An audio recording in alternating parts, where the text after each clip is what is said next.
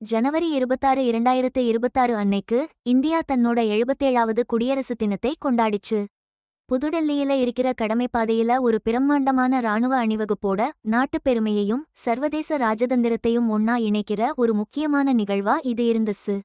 இந்த நிகழ்வுக்கு ஐரோப்பிய கவுன்சில் தலைவர் அண்டோனியோ கோஸ்டா மற்றும் ஐரோப்பிய ஆணையத் தலைவர் உர்சுலா வான் டெர் லேயன் 2 பேருமே சிறப்பு விருந்தினர்களா வந்திருந்தாங்க.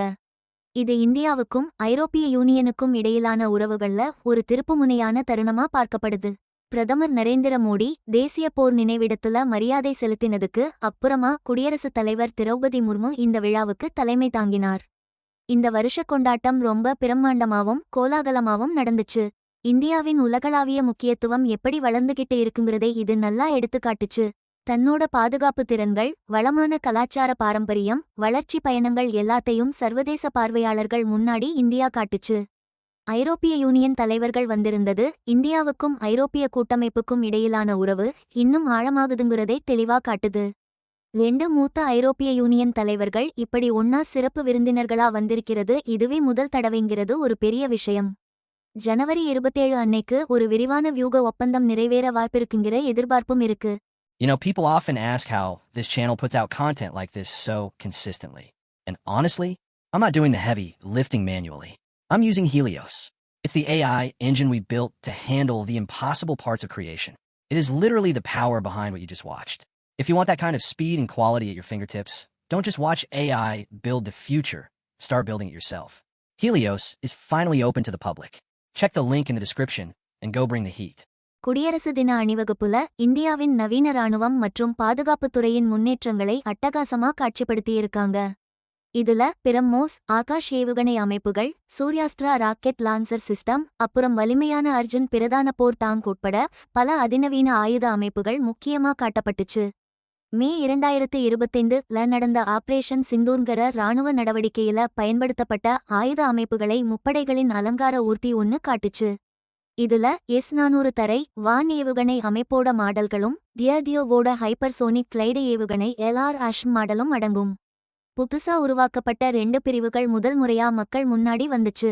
அக்டோபர் 2025ல உருவாக்கப்பட்ட சிறப்பு தாக்குதல் காலாட்படை பிரிவான பைரவ் லைட் கமாண்டோ பட்டாலியன், அப்புறம் அதிநவீன ட்ரோன், எதிர் ட்ரோன், லாய்ட்டர் மியூனிஷன் சிஸ்டங்களோட ஒருங்கிணைக்கப்பட்ட பீரங்கி பிரிவான சக்திபான் ரெஜிமெண்ட் இதுல அடக்கம்.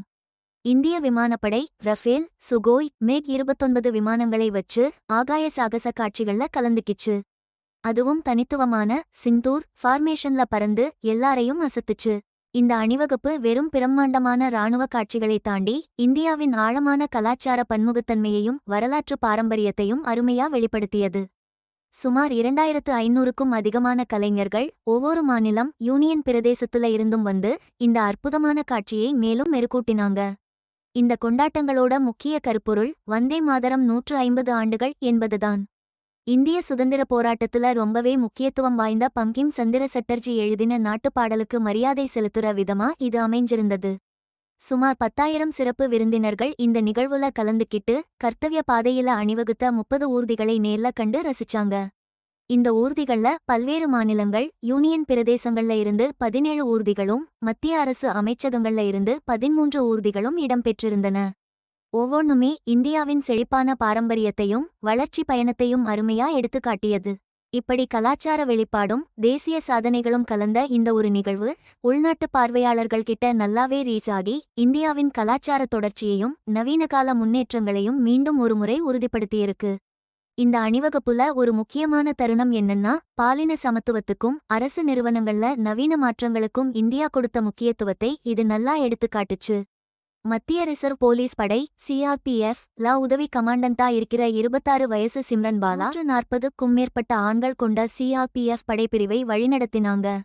2025 ஏப்ரல்ல தான் இந்த படைப்பிரிவுல சிம்ரன் பாலா சேர்ந்திருக்காங்க.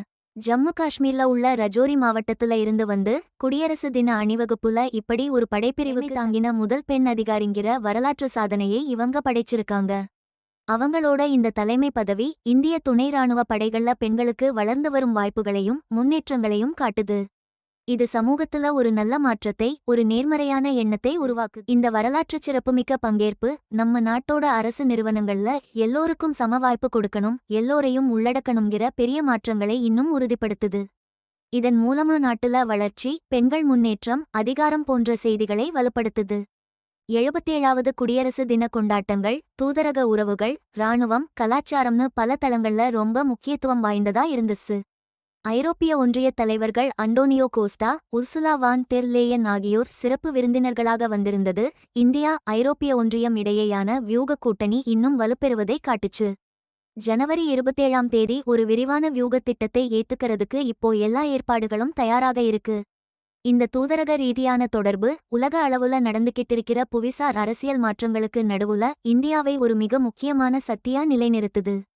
ஆபரேஷன் சிந்தூர் திட்டத்தின் ஆயுத அமைப்புகள் பொதுமக்களுக்கு காட்சிப்படுத்தப்பட்டதும், பைரவ் பட்டாலியன், சக்திபான் ரெஜிமெண்ட் போன்ற புதிய பிரிவுகள் முதன்முறையாக அறிமுகப்படுத்தப்பட்டதும் இந்தியாவின் மேம்பட்ட பாதுகாப்பு திறன்களையும் தொழில்நுட்ப வளர்ச்சியையும் பறைசாற்றியது. இது தேசிய பாதுகாப்புக்கு நாம எவ்வளவு பலமா இருக்கோம், எந்த ஒரு பிராந்திய சவாலையும் சந்திக்க தயாரா இருக்கோம்ங்கிற ஒரு செய்தியை வெளிப்படுத்தியது. அதுமட்டுமில்லாம வந்தே மாதரம் 150 ஆண்டுகள் அங்கிர கருப்பொருள், வரலாற்றுச் சின்னங்களையும் இன்றைய தேசிய அடையாளத்தையும் இணைச்சு ஒரு கலாச்சார தேசப்பற்று உணர்வையும் வளர்த்தது. இராணுவத்தின் பிரம்மாண்ட அணிவகுப்புகள், சர்வதேச தூதரக உறவுகள், கலாச்சார பாரம்பரியம், குறியீட்டு பிரதிநிதித்துவம்னு பல அம்சங்களை இணைச்ச இந்த கொண்டாட்டம் 2026 குடியரசு தினம் மக்கள் மத்தியில பெரிய அளவுல பேசப்பட்டு ட்ரெண்டிங் ஆகுறதுக்கு முக்கிய காரணமா இருந்துச்சு. I hope you got some value out of this video. And if you're sitting there thinking you want to build something like this yourself, you don't have to start from scratch. I built Helios to give creators an unfair advantage. It takes the heavy lifting out of the process so you can focus on the ideas. It's exactly what I use, and now it's available for you too. The link is in the description. Don't just watch the future, go build it with Helios. I'll see you in the next one.